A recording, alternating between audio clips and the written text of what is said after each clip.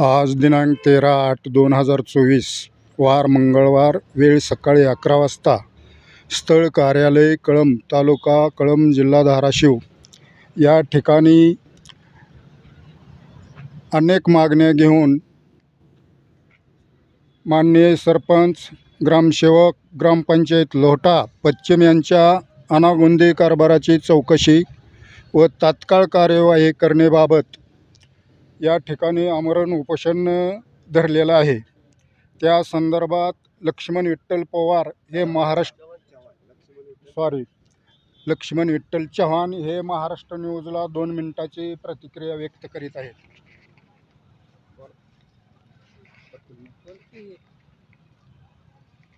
नाव सांगा तुमचं. लक्ष्मण विठ्ठल चव्हाण, राहणार लोहटा पश्चिम. आणि या ठिकाणी कशासाठी उपोषण धरलेलं आहे? 9 मुद्दे इथं आम्हाला सरपंच, ग्रामसेवक यांच्या अनागोंदी कारभारासंदर्भात चौकशी केलेली नसल्यामुळे तहसीलदार साहेब यांच्या कार्यालयासमोर आम्ही 13/8/2024 रोजी वार मंगळवार आमच्या मागण्या मान्य करण्यासाठी आणि रेकॉर्ड तपासणीसाठी आम्ही आमरण उपोषण 13/8/2024 रोजी चालू केलेलं आहे. सदरच्या मागण्या लोहटा पश्चिम येथील ग्रामपंचायतच्या रस्त्यावरील आणि ग्रामपंचायतच्या मालकीच्या असलेल्या जागा अतिक्रमण हटविण्यासाठी आमचा एक मुद्दा होता.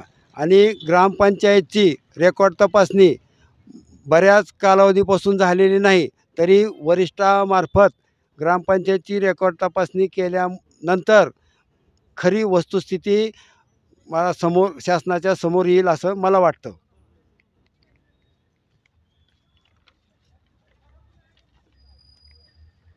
आणि सरपंच आणि ग्रामसेवक यांनी रामपुरी यांना हाताशी धरून मारुतीदेव देवस्थानचं ट्रस्ट तयार केलेलं आहे आणि सामाजिक समतोल साधलेला नसून स्वतः फक्त वडील आणि 2 मुलं यांच्या नावचं म्हणजे मारुती देवस्थानचं ट्रस्ट तयार केलेलं आहे.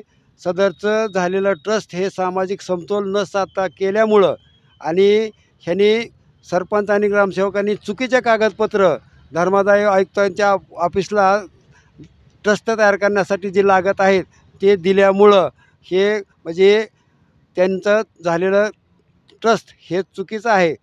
त्याची पण नोंद कमी करण्यासाठी आमचा ह्यामध्ये मुद्दा आहे. पुन्हा वित्तीय वर्ष 2021-22 वित्त आयोगाची रक्कम किती आली आणि कोणत्या कारणासाठी खर्च केली याचा म्हणजे बोध होत नाही. अफरातफर झालेली शंका आहे.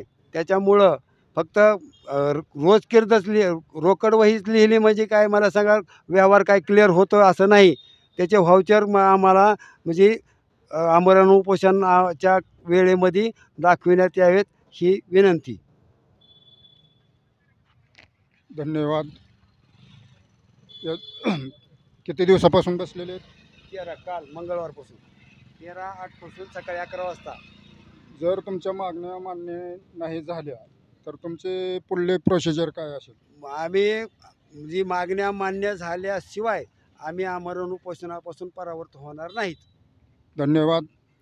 या ठिकाणी यांनी असं त्यांच्या बाईटमधनं निष्पन्न केलेलं आहे की जोपर्यंत आमच्या मागण्या मान्य होत नाही तोपर्यंत आम्ही आमरण उपोषण सोडणार नाही. मी ज्ञानोबा काकासाहेब येडके, महाराष्ट्र न्यूजचा मुख्य संपादक.